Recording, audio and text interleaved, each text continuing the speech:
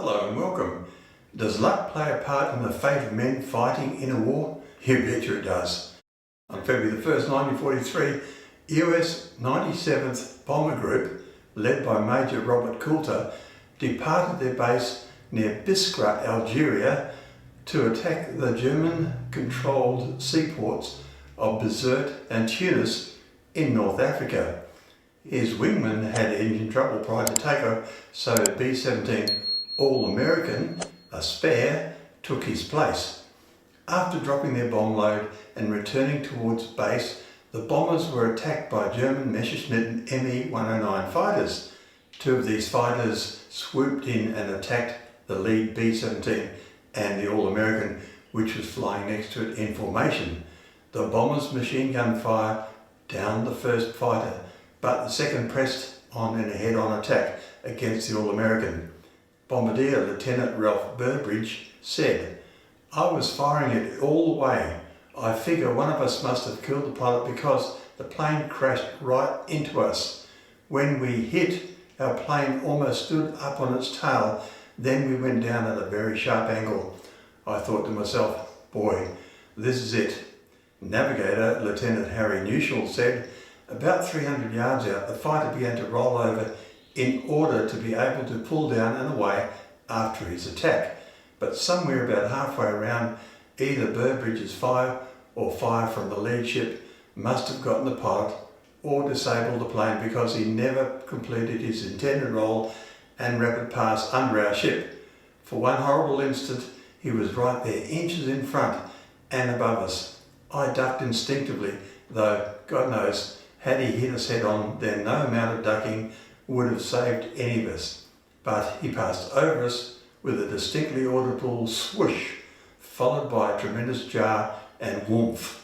Our plane began to dive and I reached for my chute. The wing of this second Me-109 almost sliced through the B-17's fuselage, leaving the tail section hanging on by a few slender spars and a narrow strip of metal skin.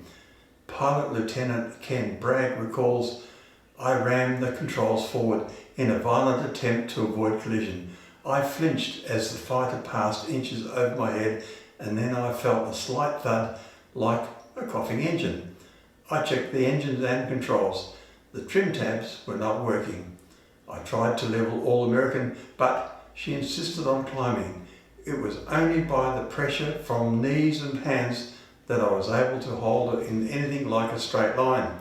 Co-pilot Lieutenant Godfrey Ingle tried his controls too with the same result, but the pilots found that by throttling back the engines they could keep her on a fairly even keel.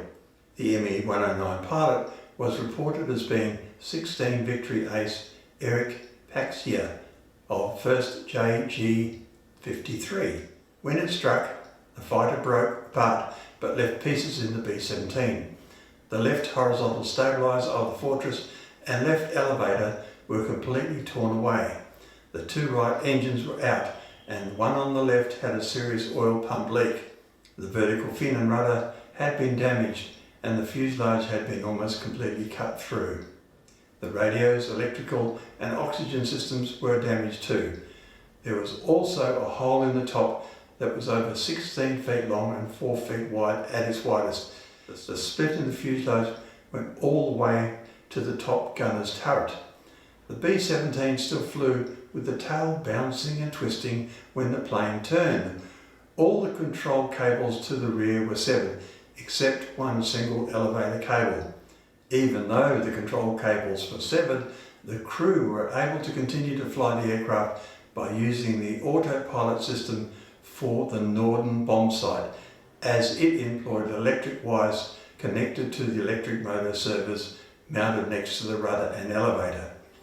The tail gunner was trapped because there was no floor connecting the tail with the rest of the plane. The waist and tail gunners used parts of the German fighter and their own parachute harnesses in an attempt to keep the tail from ripping off and the two sides of the fuselage from splitting apart.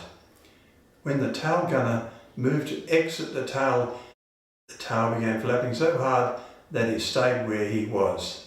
The weight of the gunner was adding some stability to the tail section.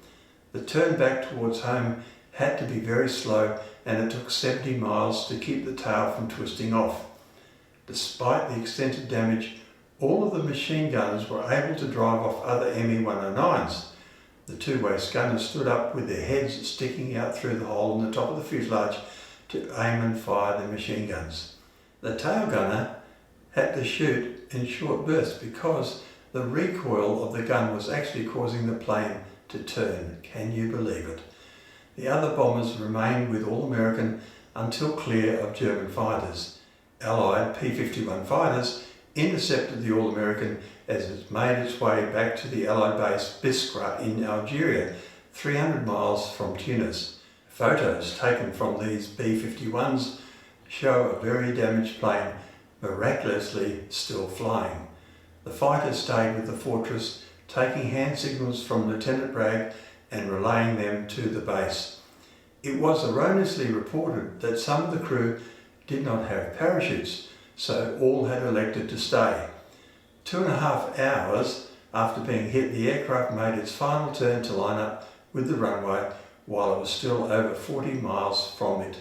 Pilot Ken Bragg said, "As we neared the field, we fired 3 emergency flares.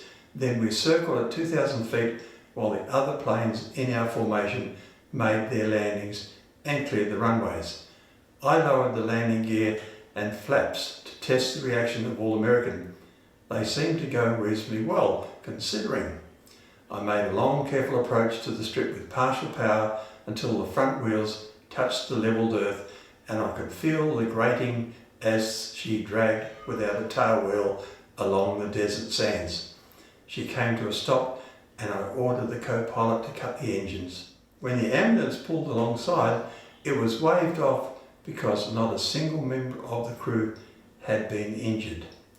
No one could believe that the aircraft could still fly in such a condition. The fortress sat placidly until all the crew had exited through the doors in the fuselage and the tail gunner had climbed down a ladder, at which time the entire rear section of the aircraft collapsed. They were home. To promote more content, liking, subscribing and hitting the notify bell would be seriously appreciated.